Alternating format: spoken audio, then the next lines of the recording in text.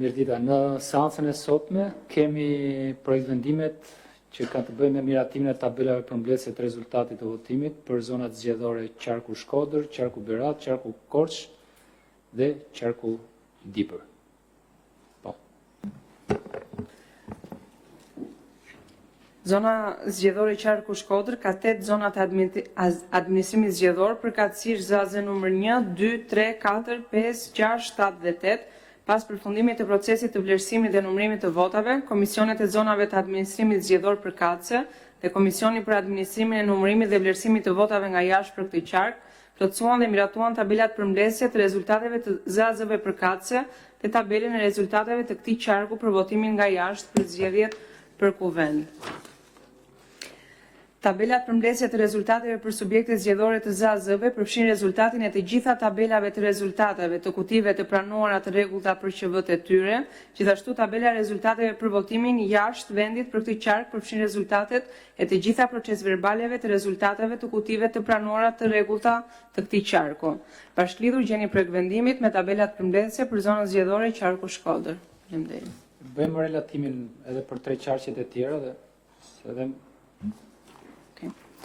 Zonat zgjedhore i Qarku Berat ka 6 zona të administrimit zgjedhor, përkatësisht ZAZ numër 64, 65, 66, 67, 68, 69. Pas përfundimit të procesit të vlerësimit dhe numërimit të votave, Komisionet e zonave të administrimit zgjedhor përkatëse dhe Komisioni për administrimin e numërimit dhe vlerësimit të votave nga jashtë për këtë qark plotësuan dhe miratuan tabelat përmbledhëse të rezultateve të ZAZ-ve përkatëse dhe tabelën e rezultateve të këtij qarku për votimin nga jashtë për zgjedhjet për kuvend. Tabelat përmbledhëse të rezultateve për subjektet zgjedhore të ZAZ-ve përfshin rezultatin e të gjitha tabelave të rezultateve të kutive të pranuara të rregullta për qendrat e votimit të tyre. Gjithashtu tabela e rezultateve për votimin jashtë vendit për këtë qark përfshin rezultatin e të gjitha procesverbaleve të rezultateve të kutive të pranuara të rregullta të këtij qarku. Bashkëlidhur projekt vendimi me tabelat përmbledhëse për qarkun Berat. Zona zgjedhore i Qarku Korç ka 7 zona të administrimit zgjedhor, përkatësisht ZAZ numër 70, 71, 72, 73, 74, 75 dhe 76. Tabelat përmbledhëse të rezultateve për subjektet zgjedhore të ZAZ-ve përfshin rezultatin e të gjitha tabelave të rezultateve të kutive të pranuara të rregullta për QV-t e tyre. Gjithashtu tabela e rezultateve për votimin jashtë vendit për këtë qark përfshin rezultatin e të gjithë procesverbaleve të rezultateve të kutive të pranuara të rregullta për këtë qark. Bashkëlidhur projekt vendimi me tabelën përmbledhëse për zonën zgjedhore Qarku Korç. Lidhur me Qarkun Dibër, ka 4 zona të administrimit zgjedhor, përkatësisht ZAZ numër 16, 17, 18 dhe 19. Pas përfundimit të procesit të vlerësimit dhe numërimit të votave, Komisionit e zonave të administrimit zgjedhor përkatëse dhe Komisioni për administrimin e numërimit dhe vlerësimit të votave nga jashtë për këtë qark plotësuan dhe miratuan tabelat përmbledhëse të rezultateve të ZAZ-ve përkatëse dhe tabelën e rezultateve të këtij qarku për votimin nga jashtë për zgjedhjen në kuvend.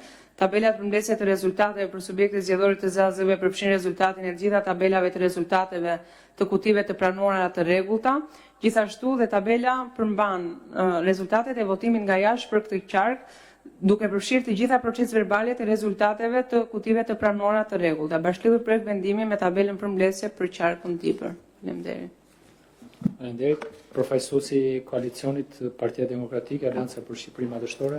Po, Zotë Cilibashi, unë ju falenderoj për mundësinë dhe për fjalën që më dhat, por ne parim jemi kundër shpalljes së këtyre rezultateve dhe tabelimit të tyre, sepse kemi paraqitur me kërkesë urgjente përpara 2 ditësh, datë 20 maj, kërkesën tonë për mos certifikim të rezultateve për gjitha qarqet dhe kemi kërkuar që të bëhet një auditim i plot i procesit votimit nga diaspora. Kemi kërkuar gjithashtu që të propozojmë edhe emra për ekspert të pavarur që mund ta kryejnë këtë proces dhe ne konsiderojmë të domosdoshëm procesin e auditimit se çfarë ka ndodhur me votimin në diasporë, veçanërisht të problemit të Greqisë, por jo vetëm, si parakusht për të vijuar më tej me shpalljen e këtyre rezultateve. Thënë këtë, e shoqërojmë këtë kërkesë edhe me argumentin tjetër që ne kemi paraqitur si koalicion disa javë para zgjedhjeve kërkesë apo disa ditë para zgjedhjeve kërkesë zyrtare në KQZ për të marrë provat se zarfat ishin dorëzuar personalisht tek zgjedhësit në Greqi, por jo vetëm, në mënyrë që të vërtetohet zbatimi i kritereve të vendosura në kodin zgjedhor, në aktin rregullator numër 13 dhe në aktet e tjera në ligjore apo dhe në zbatim të kontratës me DHL-n. Ndaj do ju lutesha që të mos vijohet në parim me shpallje të rezultateve, aq më tepër që jo vetëm për problematikat e mëdha në diasporë që ne kemi konstatuar, por dita ditës dalin pa edhe elemente të tjerë që kanë të bëjnë me dyshime serioze për tjetërsimin e vullnetit të qytetarëve shqiptar që mund të kenë ndodhur edhe brenda vendit, siç është rasti më i fundit që ndodhi dhe u bë publik sot në Elbasan, ku janë zbuluar edhe nga policia dhe nga prokuroria, janë fiksuar prova të dyshimeve për manipulim të votës, blerje votës, sikundër janë dhe këto prova që po i paraqesim të fiksuara para në ambiente publike.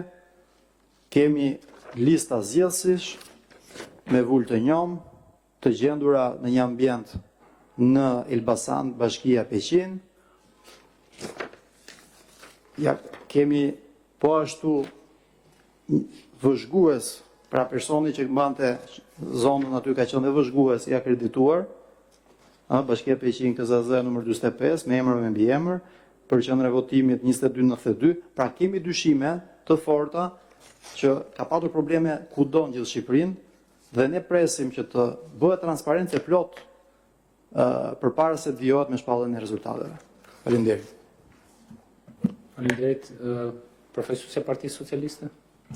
Faleminderit. Atëherë referuar rregullimeve që ka përcaktuar kodi zgjedhor, është pikërisht kompetencë e komisionerit në këtë fazë të bëjë shpalljen e rezultatit për zonat që kemi sot në shërbim, referuar tabelave përmbledhëse të hedhura nga komisionerët e KZAC-ve në tabelën përmbledhëse të rezultatit.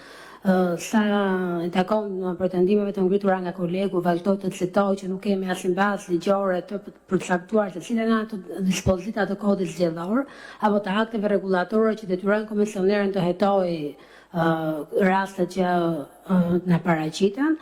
Dim që për të gjitha këto pretendime ka organe kompetente që mund paraqiten pretendime dhe të kryen hetimet e plota. Askush nga ne nuk është kundër hetimeve të rasteve që mund të jenë sporadike, duhet këto kushte në këtë stadë respektohet kodi zgjedhor dhe aktet rregullator të dalë në zbatim të tillë dhe pikërisht në zbatim të këtyre akteve jemi mbledhur sot dhe unë jam dakord që projekt vendime të miratohen nga ana juaj. Faleminderit.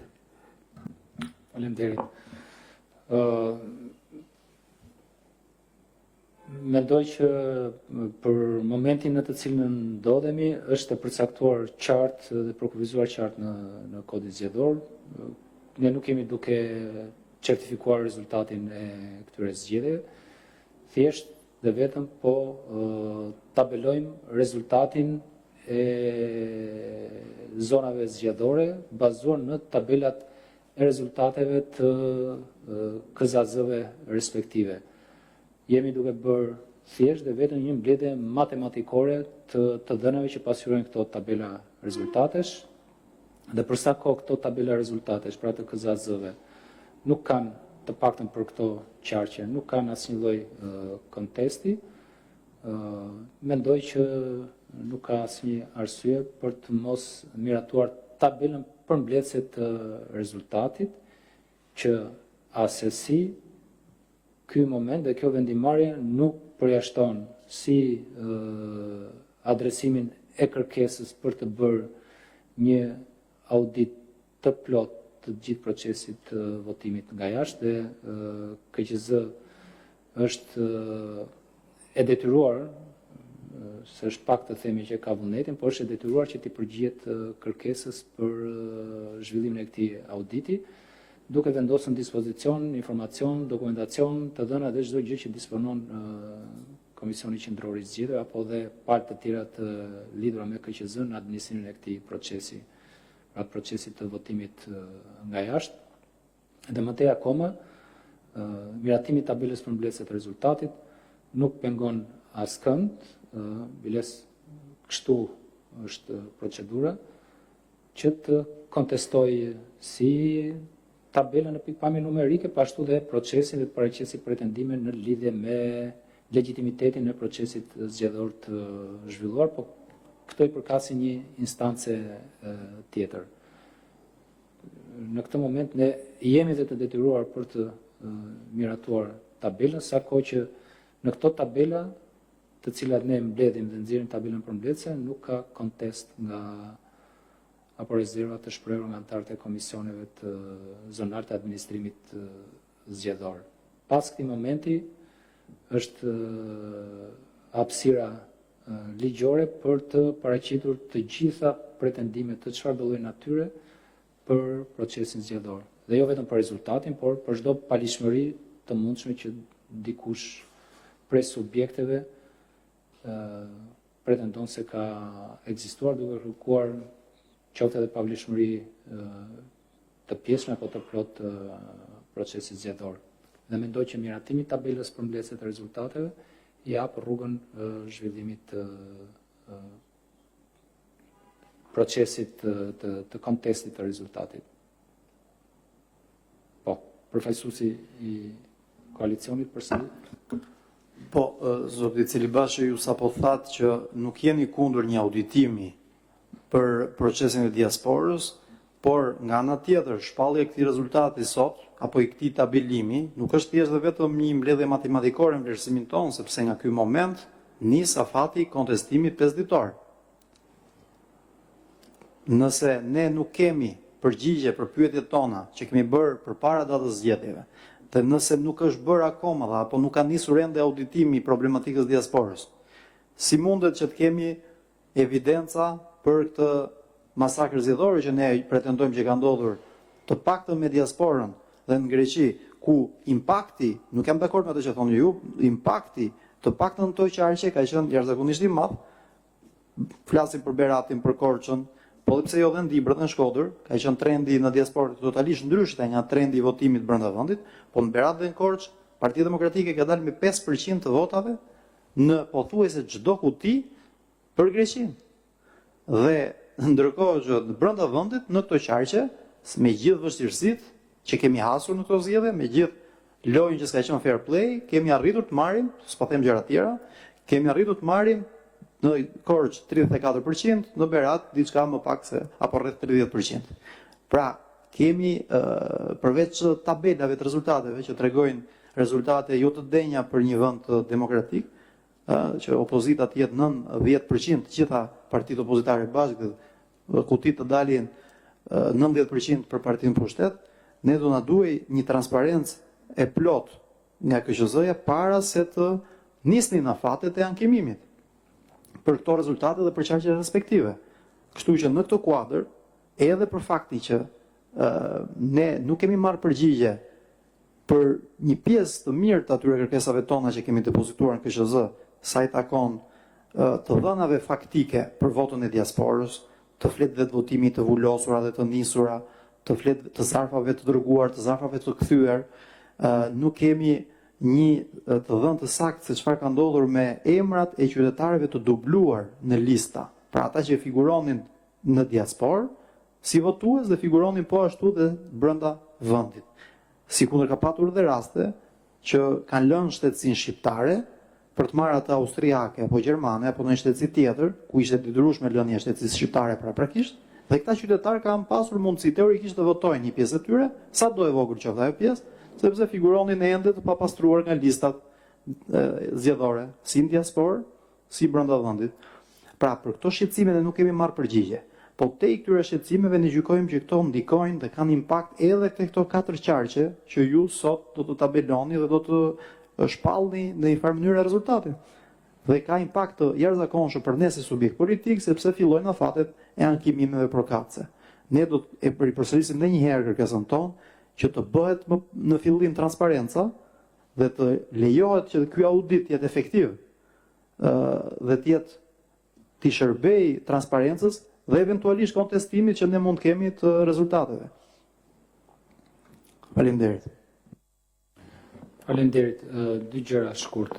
Për sa i përket rezultatit që të themi ka dalë nga vlerësimi i dokumentacionit zgjedhor që është administruar në ato kutit për votimin nga jashtë. Ato nuk janë kuti votimi, janë thjesht kuti në të cilat është magazinuar në mënyrë rastësore dokumentacioni zgjedhor që ka ardhur nga jashtë. Mund të kishte qelluar që në një prej atyre kutive, sepse nuk janë kuti votimi, mund të ishte rezultati 100% të themi për Partinë Socialiste apo për një parti tjetër. Nuk janë kuti votimi, nuk ka trend në ato kuti dhe kam vështirësinë që e kemi bërë këtë shpjegim edhe publik kur është në rasti.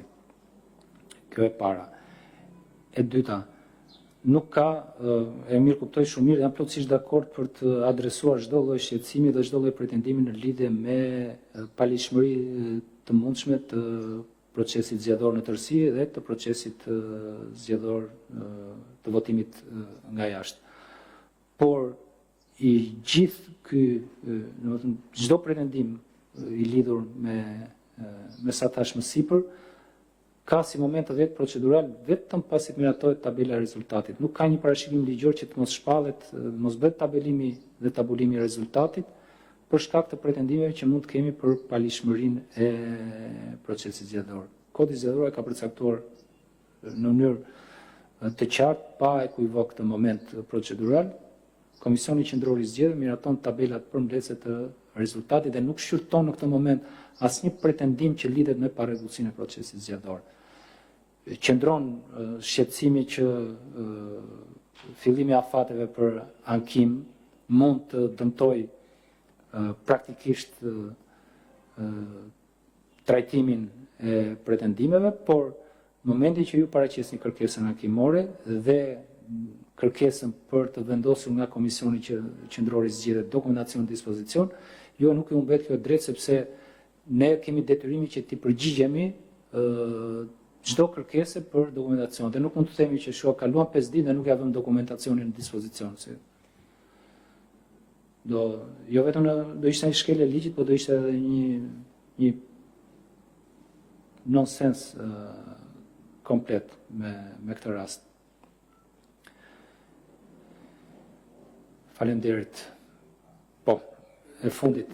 Po, e fundit dhe një ndërhyrje të vogël. Atëre, për pjesën e timi më konkret, për pjesën e DHL-s, kemi kërkuar që nga KQZ-ja, ti kërkoj operatorit postar për disa ditësh tashmë, ndoshta 2 javë, mos më tepër, provën që secili zgjedhës e ka marrë në Greqi votën personalisht kundrejt paraqitjes në dokumenti dhe identifikimi dhe kundrejt nënshkrimit të tij, si kundër e ka dhe është kodi zgjedhor, akti rregullator në fjalë apo eventualisht edhe kontrata. Ju thoni që brenda afatit 5 ditor kur të bëhet ankimimi do ta vini në dispozicion këtë gjë. Unë ajo që dua të kuptoj është pse nuk na janë vënë këto gjëra në dispozicion deri tani dhe ne nuk mjaftohemi thjesht me një shkresë të DHL-s që thotë e kemi zbatuar protokollin. Sikundur kam dëgjuar edhe nga mediat që mund të ketë ardhur. Ne na duhen provat për çdo zgjedhës të regjistruar në PER, sikundur e ka dhe detyrimin kodi zgjedhor thotë që vota do t'i shkojë personalisht në adresën e deklaruar. Pra ne duam që ju të na sillni provë, pra ju, operatori postar që ka marrë përsipër ta kryejë këtë. Tani nëse kjo gjë do na pamundsohet na vi brenda afateve ankimore, kjo na cënon të drejtën tonë për të ushtruar në mënyrë efektive këtë ankim. Flas dhe nga eksperienca e vitit 2023, kur gjatë ankimimeve për qarqe të ndryshme, patën vonesa në vënien e dispozicion të kamerave dhe të filmimeve. Një pjesë e tyre nuk ishin të plota. Dhe kur kërkuam kohë, apo një pjesë na u vendosën në dispozicion 1 orë para seancave. Tani të themi siç ka ndodhur realisht. Dhe kur na kërkuam kohë nga kasi, trupa që ka kompetencë shqyrtoi këto gjëra, dhanë 1 ditë, 2 ditë, pastaj thanë ne kemi një afat 10 ditor që do gjykojmë. Pra, mirakull ne kemi se mos na ikin afatet. Dhe pa marrë në dorë provat e kërkuara që mund të jenë me mira prova faktikisht sepse janë të regjistruar 246.000 shtetës shqiptar afërsisht në diasporë. Ju si KQZ, çfarë keni bërë deri tani në komunikim me DHL-n? Në çfarë është DHL-ja, operatori postar në mbledhjen e këtyre provave? Këto janë shqetësime reale dhe konkrete që ne kemi për këtë çështje. Faleminderit. Faleminderit. Po, profesorë e Partisë Socialiste. Faleminderit. Atëherë unë më kuptoj shqetësimet që ngrej kolegu, por nuk përkuptoj faktin se si mundemi ne tani që të shkelim dispozitat e kodit zgjedhor për të pritur të provojnë pretendimet e Partisë Demokratike që në fakt nuk lidhen thelbësisht me këtë që jemi sot në seancë duke shkurtuar. Tabelat për mbledhëse janë efekt i votave të numëruara në qarqet përkatëse nga numëruesit, të tabeluara nga antarët e KZAS-s dhe këtu janë për të miratuar nga komisioneri mbas kompetencave që i përcakton Kodi zgjedhor. Në këto kushte unë nuk shoh se si lidhet pretendimi i ngritur nga kolegu me këtë moment procedural që jemi tani. Dhe askush nuk e pengon që të vijojë më pas ankimimet sipas parashikimeve të kodit, qoftë edhe në kasë dhe qoftë edhe në kolegj më pas edhe pas këtij momenti procedural. Kështu që mendoj që nuk mund ta bëjmë peng në këtë pikë procesin për të vijuar me procedurat e përcaktuara nga kodi zgjedhor. Faleminderit. Faleminderit.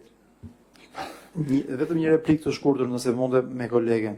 Lidhet pretendimi ynë me faktin se tabelimi nuk ka vetëm votat brenda vendit, ka dhe votat e diasporës, atyre qarqeve përkatës, apo e kam gabim? Po. Pra, përfshihen dhe votat e diasporës te këto 4 qarqe, qarku Shkodër, Dibër, Berat dhe Korçë. Dhe komisioneri ka detyrimin që brenda 48 orëve të miratojë tabelën për mbledhës. Atëherë çfarë do zgjedhim? Të shkelim kodin zgjedhor për të pritur këtë? Dies që ju në pres po e bën këtë diskutim dhe mendoj. Tani për ta përfunduar, dje i kemi dërguar një përgjigje Partisë Demokratike dhe një subjekti tjetër, nëse nuk gaboj, me informacion me të dhëna mbi numrin e fletëve votimit të printuara, të përdorura, domethënë gjitha informacionet që është kërkuar. Ndërkohë, në komunikimin që kemi patur me DL-n dhe jam plotësisht dakord me nevojën që keni për të mbështetur pretendimet tuaja për të marrë dokumentacion, na kanë kthyer përgjigje para disa ditësh që në datën 22, brenda datës 22, pra sot është sot në afati fundit, ata do na vënë dispozicion gjithë dokumentacionin që ka të bëjë me votimin nga jashtë, me shërbimin që ata kanë kryer. I kemi kërkuar gjithë dokumentacionin provues të asaj se si është bërë shpërndarja e dokumentacionit zgjedhor në të gjitha shtetet, në 85 shtetet. Teksa gjithsesi, duke e mirë kuptuar plotësisht atë kërkesën dhe shqetësimin tuaj legjitim, dhe përsa kohë jemi në përputhje me parashikimet e ligjit, ne mund të bëjmë këtë që vendimet për shpalljen e tabelave të rezultatit, për miratimin e tabelave të rezultatit, i marrin në afatin e fundit.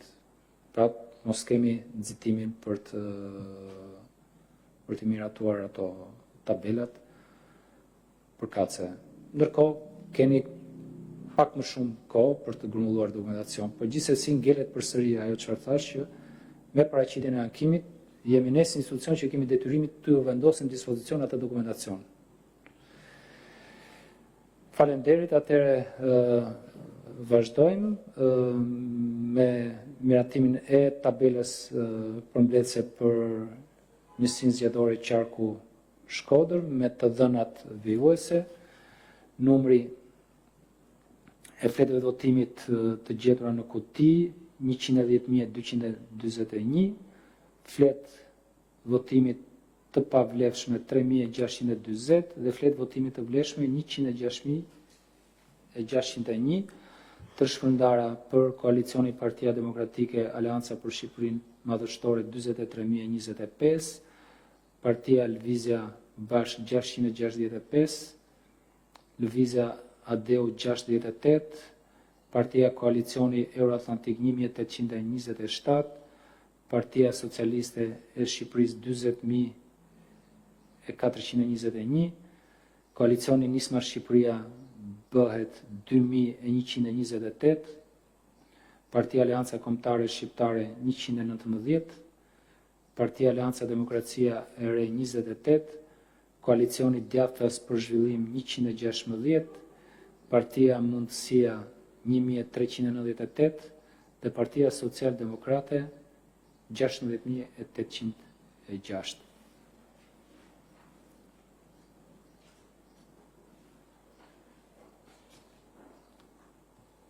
Për qarkun Berat, e miratojmë tabelën përmbledhëse me këto të dhëna. Numri fletëve votimit të gjetura në kuti 79.500 2039, fletë votimit të pavlefshme 2868, fletë votimit të vlefshme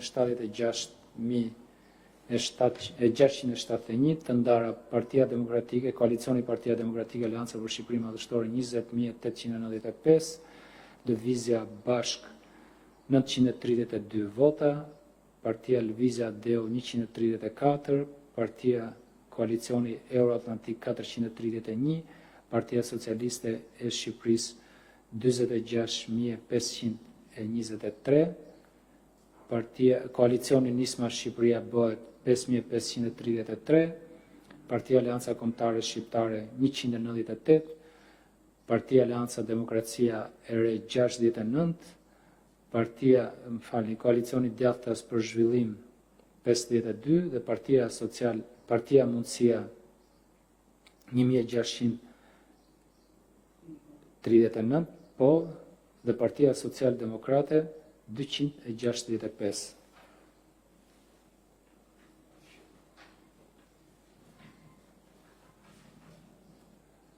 Për qarkun Korç, miratojmë tabelën përmbledhëse me këto të dhëna.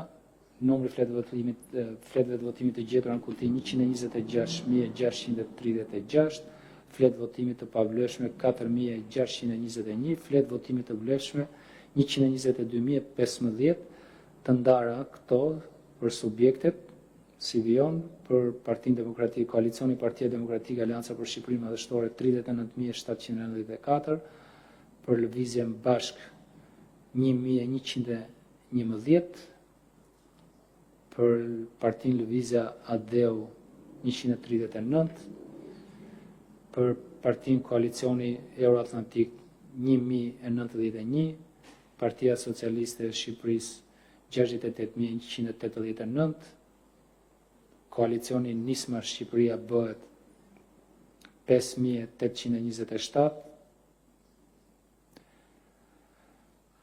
Partia Aleanca Kombëtare Shqiptare 252, Partia Aleanca Demokracia e Re 76,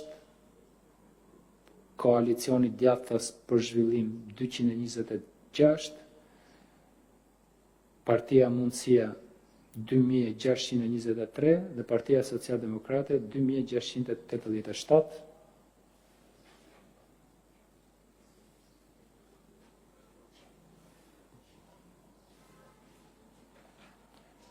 Për qarkun Dibër, e miratojmë tabelën përmbledhëse të rezultatit me të dhënat si vion, numri fletëve të votimit të gjetura në kuti 67.721, numri fletëve të votimit pavlefshme 2.856, numri fletëve të votimit të vlefshme 64.885, shpërndara këto fletë votimit të vlefshme apo votat të vlefshme për subjektet, si vion, Koalicioni Partia Demokratike Aleanca për Shqipërinë Madhështore ka marrë 24.081 vota, Lëvizja Bashk 327, Lëvizja Adeu 64 vota, Partia Koalicioni Euroatlantik 667, Partia Socialiste e Shqipërisë 36.791 vota, Koalicioni Nisma Shqipëria bëhet 1.039, Partia Aleanca Kombëtare Shqiptare 53,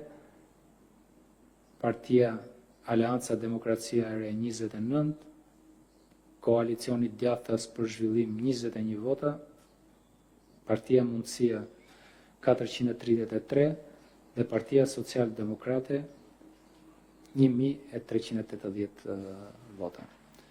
Mirë, faleminderit, çështje të tjera në rendin e ditës nuk kemi, seanca mbyllet.